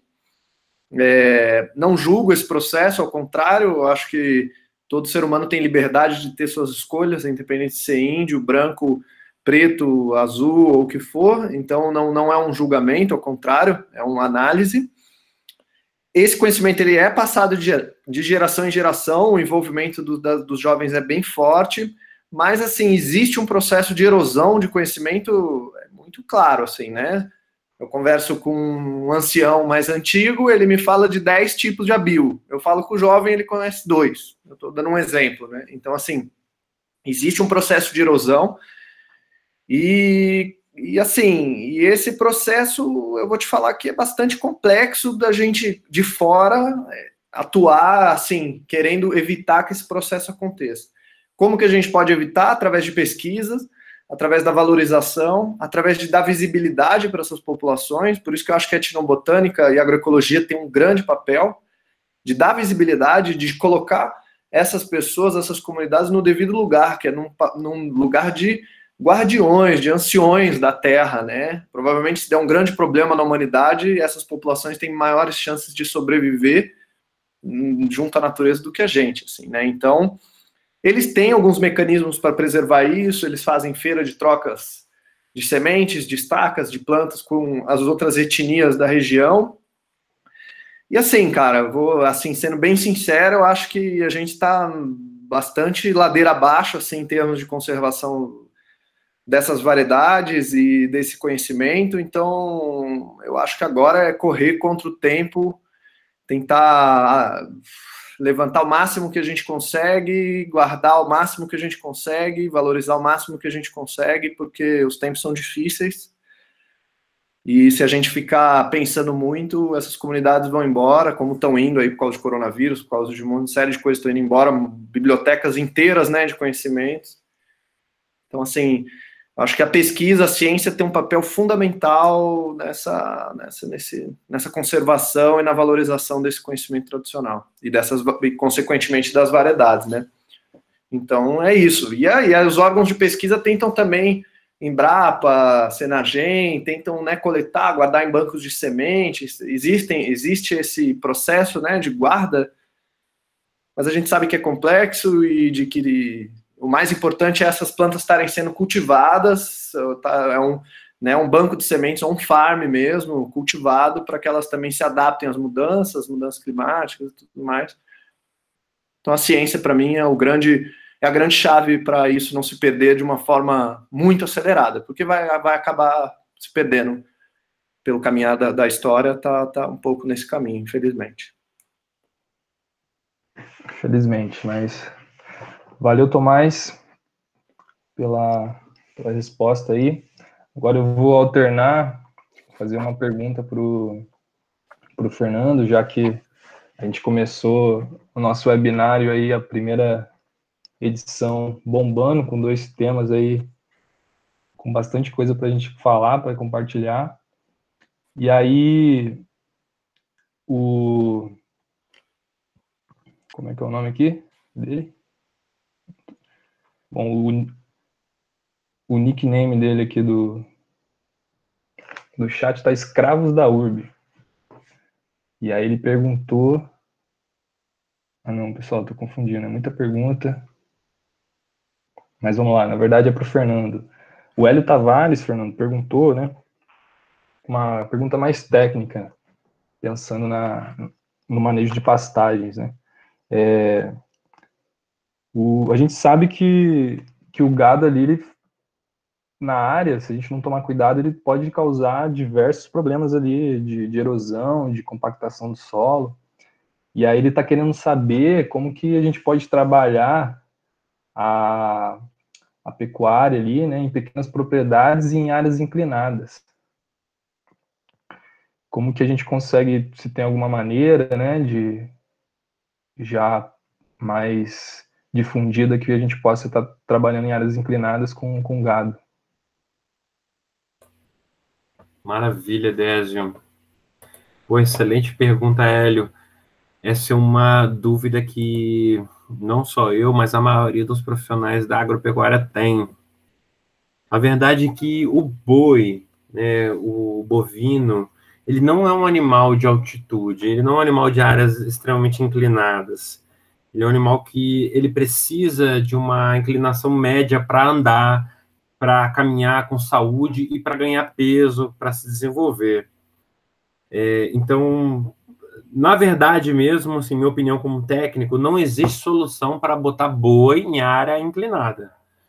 Eu acho que talvez a decisão não seria o que fazer, mas sim qual animal introduzir. A experiência que a gente tem visto tanto em Teresópolis, quanto o pessoal de Friburgo, quanto o pessoal lá na África, no Ita, é que cabra é o animal mais adequado para áreas inclinadas. Eu estou falando assim de inclinação acima de 25 graus de inclinação, que já é uma inclinação que não é saudável para o boi, o bovino. Então, talvez trabalhar com as cabras seja a melhor solução para essas áreas. Então, eu falei um pouquinho até sobre recuperação, né? Distribuição de sementes via bosteamento. Só a cabra que vai chegar naquela altitude. Só a cabra que vai conseguir andar nesse terreno extremamente declivoso, porque elas tiveram toda uma adaptação ecofisiológica ao longo de centenas e milhares de anos. A cabra foi um animal que foi melhorado a partir de um animal que já vivia em altitude, já vivia em ambientes extremamente inclinados. A pata dela tem uma pegada, né, que se ajusta melhor aos buracos, à escalada. O boi, de fato, chega uma hora que o terreno está tão inclinado que o boi ele é mais prejudicial do que uma ajuda. Por mais que existam tecnologias de recuperação da pastagem, chega uma hora que é o animal que você tem que escolher para entrar naquela área. Então, talvez a discussão seja um pouquinho em cima disso, sim. O animal qual escolher.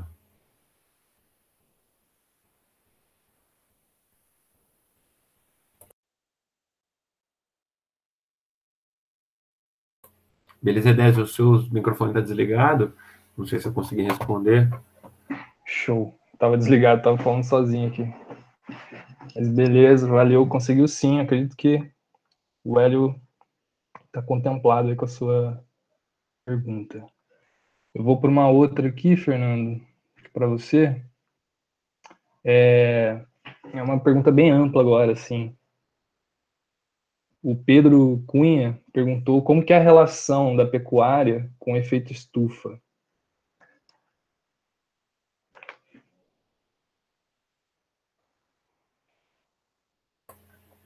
Cara, eu tocou num ponto aí que é muito sensível, né? Bem sensível. Tem um amigo meu que é geólogo e também tem um outro amigo meu que é meteorólogo, que há muita gente que questiona essa questão do aquecimento global e a forma como ela é enxergada. O boi, a vaca em si, os ruminantes, eles têm de fato, dentro do seu metabolismo, uma emissão de gases metano muito elevada. Então, a gente precisa trabalhar numa perspectiva de compensação. Se eu tenho um pasto degradado, o meu boi, de fato, o meu sistema de produção animal vai emitir muito mais gases do que consome. Mas hoje a gente já tem referenciado em inúmeras bibliografias que um pasto bem manejado, muito além do que compensa ambientalmente as emissões de gás de estufa, como ele é capaz de superar em acúmulo de carbono hectare ano, quilos hectare ano, até do que uma floresta. Vamos lá, vamos com calma, para isso não gerar o que na época gerou um argumento para a galera do agrobusiness divulgar, vamos desmatar.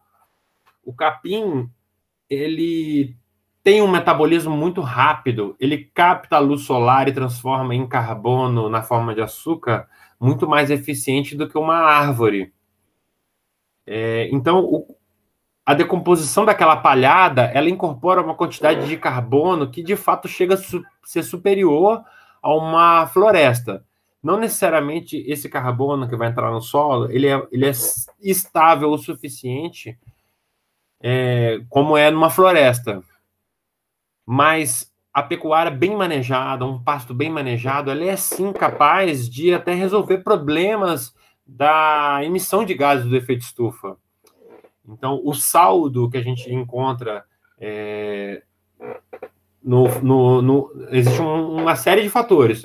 Eu planto o capim ele capta todo esse carbono que está na atmosfera, ele passa para o trato digestivo do animal, ele é incorporado na forma de fezes e ele é emitido para a atmosfera na forma de respiração e gases emitidos pelo extrato do animal. Esse saldo, ele pode ser não só equilibrado, mas ser superado com um pasto bem manejado. Porque o capim vigoroso, ele é capaz de transformar o ambiente. Ele capta todo o CO2 atmosférico e transforma aquilo em matéria orgânica, que vai ser incorporada no solo e alimentar os micro-organismos, ser fixado no solo, na forma de carbono orgânico. É mais ou menos por aí. Então, a pecuária, da forma como nós como eu aprendi, da forma como a maioria dos agrônomos aprenderam, ela é uma pecuária que mais gera impacto do que resolve o problema. Mas até o motivo dessa palestra a gente trazer hoje é porque isso é possível ser revertido, desde que a gente mude a configuração mental, né? O nosso mindset de como trabalhar o solo, de como trabalhar as plantas e por aí vai. Concordo, Fernando. Muito massa aí tua explanação. Agora mais uma pergunta para o Tomás. Pessoal, como a gente está com o tempo aí já fechando, vou fazer mais uma pergunta para o Tomás e uma outra para o Fernando, e aí a gente encerra esse nosso primeiro evento aí, webinário, que futuramente aí teremos novos. Fiquem ligados aí nas páginas do GAI, da FEAB, que em breve tem novidades. Ô, Tomás, eu tenho uma pergunta aqui, que agora o nome dele aqui no chat está Escravos da Urbe, e ele está querendo saber, né, com as práticas de cultivo do povo Kaxinawá, se você vê alguma possibilidade desses tipos de produção agrícola, principalmente os tradicionais, se ele é possível se tornar uma atividade comercial, que se consiga se difundir para outras regiões que tenham mesmo uma característica semelhante, que tem esse potencial de comunidades, de trabalharem dessa mesma maneira, similar. Como que você vê essa perspectiva, se é possível ou não? Bom,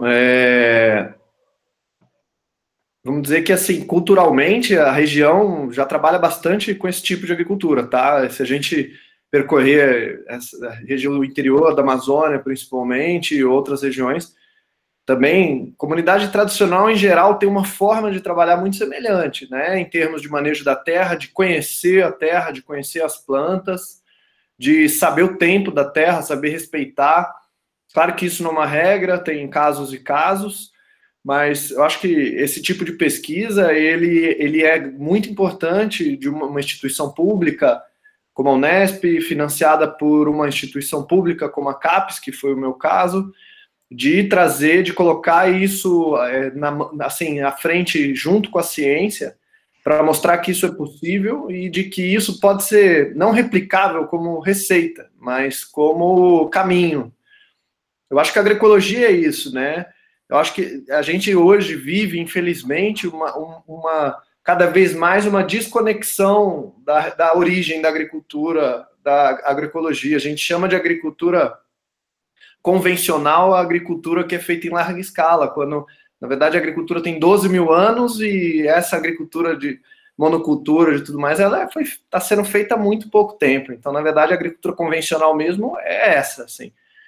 Então, acho que serve como lição para que a gente não desconecte, não desconecte da origem mesmo, do que é agricultura, do que é manejar a terra, não crie, não se coloque como criadores ou co-criadores de novas técnicas, novos modelos, novas frentes, novas vertentes, quando, na verdade, tudo isso é inspirado e aprendido de comunidades e de pessoas que estão há séculos aí manejando a terra. Então, assim, serve como exemplo e serve como lição de humildade, principalmente, e eu acho que sim, pode ser replicada, mas não como uma receita de bolo, mas como uma grande inspiração, porque acho que essa agricultura ela é muito adaptável. Hoje ela é feita de um jeito, amanhã é de outro, nesse terreno é de um, nessa variedade de planta é de outro, então eu acho que o que cabe a nós é olhar a agricultura como uma coisa mutável e algo que é construído através da observação, através do entendimento da natureza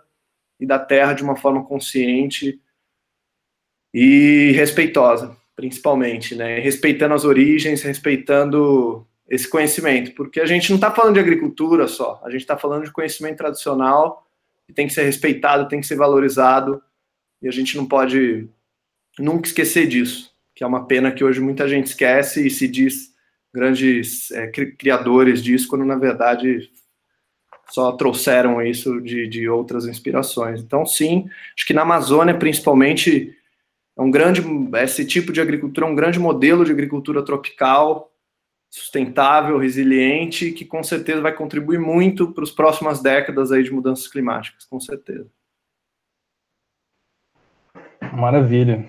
Eu também acho que esses modos, né, de organização das comunidades já inspirou muitos projetos, muitas iniciativas aí que estão em andamento hoje, né? Sim. A gente tem aí as cestas que são entregues, principalmente agora na pandemia, está tendo várias iniciativas que estão fazendo esse trabalho, né, de entrega de produtores locais das regiões. Tem também experiências mais antigas de CSA, né, de Comunidade de Sustento Agricultura, que já é algo inspirado nisso. E muito bacana. Uma coisa que é importante dizer é que, assim, eles também vendem, tá? Esses indígenas, muitas comunidades também comercializam, não é só para consumo. E o grande motor disso, dessa comercialização, que eu venho aqui defender, são os programas como o PAA e o PENAI, que possibilitaram que a agricultura familiar tivesse minimamente um acesso aos mercados institucionais, por mais que a gente saiba que não são pagos grandes valores, mas esse é um grande motor que impulsionou a manutenção dessas famílias na terra. Então, com certeza, isso também contribui muito. Política pública é essencial para a manutenção da agricultura tradicional também. Maravilha, Tomás. Muito bom. Vou para a última pergunta aqui para o Fernando. Pessoal, é muita pergunta, infelizmente não dá para a gente responder todas agora. E aí, a pergunta aqui é do sul de Minas. E o Mike Siqueira, ele diz que lá na região dele, o solo, Fernando, ele sofre muito com lixiviação, né? E aí, qual seria uma pastagem ideal para poder ajudar a conter essa lixiviação? Teria alguma pastagem que a gente poderia utilizar para conter essas erosões? É possível? Massa, muito legal essa pergunta. Eu aprendi com o meu mestre, grande profissional da área, que é o professor Robert Macedo. Ele fala assim que o melhor que a gente tem é o que tem agora. Então, às vezes já tem um capim lá na área dele já acontecendo. O simples fato de dar o descanso para aquela terra, fazer um manejo da fertilidade do solo, aplicando calcário, dando descanso para aquela terra, faz com que o capim ele recupere o seu vigor, ele recupere a sua produtividade.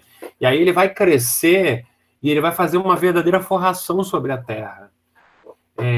Hoje em dia, a braquiária é um dos melhores capins que a gente tem a nível de cobertura do solo. Porém, a braquiária é uma planta que foi trazida da África. E ela é uma planta que ela tem uma tendência a ser invasiva. Eu não recomendo, apesar da braquiária ser uma planta excelente, com um potencial maravilhoso para alimentação animal, rusticidade, eu não recomendo plantar mais braquiária.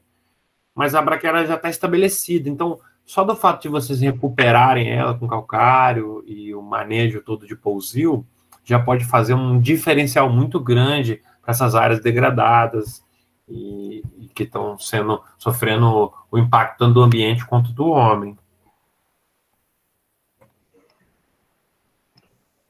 Maravilha, Fernando.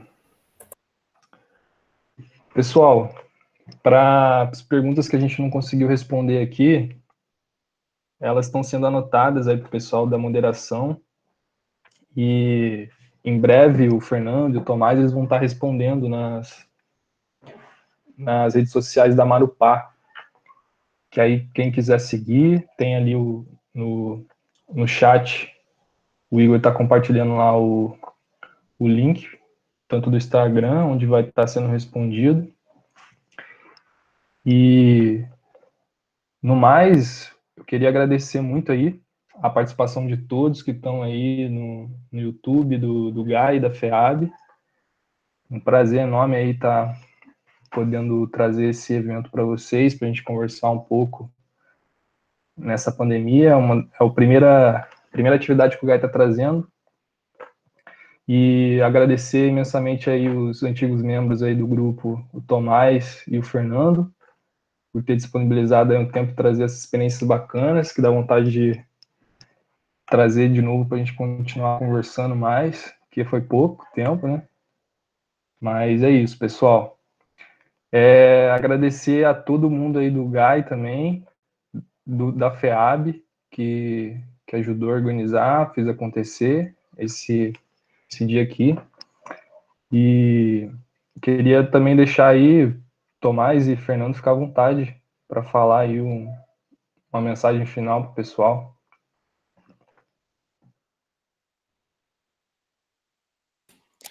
Bom, pessoal, então eu vou falar primeiro. Edésio, brigadão, tá toda a equipe aí, todo mundo que está envolvido nesse evento. Espero em breve a gente poder fazer isso presencialmente na Rural ou em qualquer outro lugar. Nossa, seria um grande prazer aí estar, né, fazendo esse bate-papo ao vivo, mas que seja virtualmente. Me coloco à disposição para a gente trazer outros assuntos, falar um pouquinho mais disso que a gente está conversando aqui. Então, só gratidão mesmo aí por todo o esforço que foi feito por esse evento. E, cara, a mensagem que eu deixo é que no final o bem sempre vence, vamos ter esperança, que esse conhecimento, que toda essa conversa siga como inspiração. Na verdade, a luta nunca parou e nunca acabou, ela é contínua. Os tempos são difíceis, mas sempre foram difíceis, principalmente para as populações camponesas, para as comunidades tradicionais. E o que nos resta como estudantes, como profissionais da área, é dar visibilidade e dar o retorno à sociedade. Se a gente estuda numa universidade pública, se a gente tem bolsa, o mínimo que a gente tem que fazer é dar um retorno à sociedade, que ela merece avanços, né, avanços significativos para o bem-estar social e para tudo isso. Então, a minha mensagem é de esperança. O mundo está difícil, o Brasil está difícil, mas com certeza essa semente nunca vai deixar de germinar e crescer e dar bons frutos. Então, é isso. Fico aí à disposição. Quem quiser, acompanha aí a gente no Instagram da Marupá, consultoria. A gente faz uns trabalhos bem bacanas. Pode acompanhar meu Instagram também, Tomás Lanza.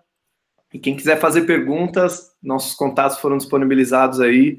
Fique à vontade, vai ser um grande prazer conversar com todo mundo. E é isso. Muito, muito obrigado. Valeu, Tomás. Fernando? Galera, muito obrigado.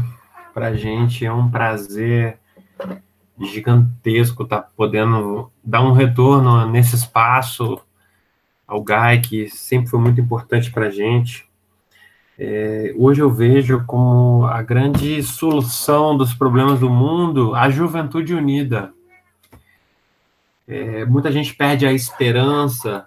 Hoje eu conversando com a minha esposa, né, a gente falando sobre as dificuldades, né, de se viver, né, de viver num mundo tão competitivo. Ela falou para mim uma coisa que me marcou muito. O mundo ele é difícil porque as pessoas não sabem trabalhar em coletivo, não sabem trabalhar unidas. Então, acho que talvez a maior mensagem que eu trago. Se todo o conhecimento que a gente acumulou na nossa trajetória, ele está aqui hoje da forma que ele está, foi porque um companheiro resolveu ceder um momento para tirar uma dúvida, foi porque um amigo não teve preguiça de responder, sabe? Eu acredito que quando a gente acredita em se ajudar, caminhar mútuo, sabe? Caminhar juntos, a gente resolve a maior parte dos problemas. E talvez a minha mensagem seja exatamente a que o Tomás mandou, uma mensagem de esperança. Sem dúvidas, o mundo já foi muito pior, já foi muito mais cruel, já foi muito mais severo. E a gente superou isso com práticas, com conhecimento tradicional. E eu acho que a palestra do Tomás traz muito isso para nós. A importância do conhecimento tradicional, a importância de algo que é passado entre as gerações, a importância de algo que é falado de um para o outro. Isso é muito precioso. É isso que transforma vidas, né? Eu posso falar com minha experiência profissional, acho que 90% do que eu sei hoje enquanto técnico, do que eu me sinto seguro, foi passado por mim via tradição oral, foi passado por mim, por alguém que resolveu compartilhar o seu conhecimento. Então é isso, vamos compartilhar, vamos conversar, vamos ter paciência em se ouvir, em falar um para o outro, vamos se ajudar. Acho que esse é o caminho para transformar tanto a nossa vida enquanto sociedade, mas também o ambiente, a natureza, conservar os nossos recursos naturais. Perfeito, Fernando. Muito bom aí a fala de vocês, para a gente estar encerrando. Pessoal, basicamente esse é um pouco do Grupo de Agricultura Ecológica aí, do GAI, em parceria com a FEAB.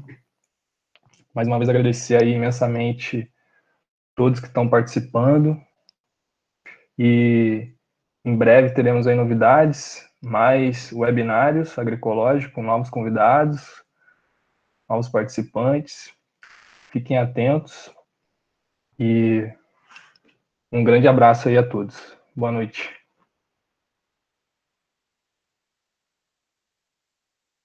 Valeu, galera. Muito obrigado. Valeu!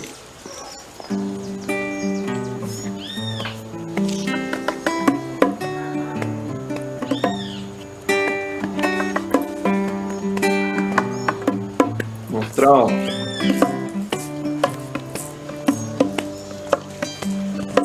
Eu quero morar numa casinha feita à mão, uma floresta onde eu possa plantar o que eu quiser e andar de pé no chão. Eu quero morar numa casinha feita à mão, uma floresta onde eu possa plantar o que eu quiser e andar de pé no chão. E vou plantar abacaxi com banana, mandioca, cacau, batata doce, feijão, palmito e um café bem bonito lá na sombra da laranja e do mamão. Sob a copa do coqueiro, açaí, abacateiro, cajueiro e maracujá. E lá no alto a seringueira com apuro na beira, contemplando uma vista do mar. Porque eu quero morar numa casinha feita à mão, numa floresta onde eu possa plantar o que eu quiser e andar de pé no chão. E eu quero morar numa casinha feita à mão, numa floresta onde eu possa plantar o que eu quiser e andar de pé no chão. E vai ter trilha pro rio, cachoeira, cascata no berro do tucano, encanto do sabiá, no voar da borboleta, sair a feiticeira, espreita na procura do jantar. Abelha nativa fazendo colmeia, colhendo pra lá e pra cá. Espero que tenha um fogão a lenha e muito pra que celebrar. Porque eu quero morar numa casinha feita à mão, uma floresta onde eu possa plantar o que eu quiser e andar de pé no chão. Eu quero morar numa casinha feita à mão, uma floresta onde eu possa plantar o que eu quiser e andar de pé no chão. Com cuidado do facão, apagar a ilusão de que o que é bom é o que produz demais. Confiar na natureza sem manchar tua beleza com veneno e outras coisas más. Teus 8 cachorros pra fazer a festa bem logo assim que eu chegar. Sem ócio, moleza, curtir com firmeza aquilo que a terra me dá.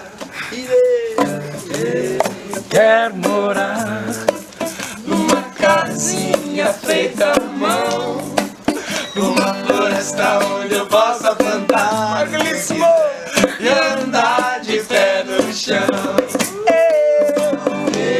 Eu quero morar numa casinha feita à mão, numa floresta onde eu possa plantar o que quiser e andar de pé no chão. Eu quero morar numa casinha feita à mão, agrofloresta onde eu possa plantar o que eu quiser e andar de pé no chão. Eu quero morar numa casinha feita à mão, numa floresta onde eu possa plantar o que eu quiser e andar de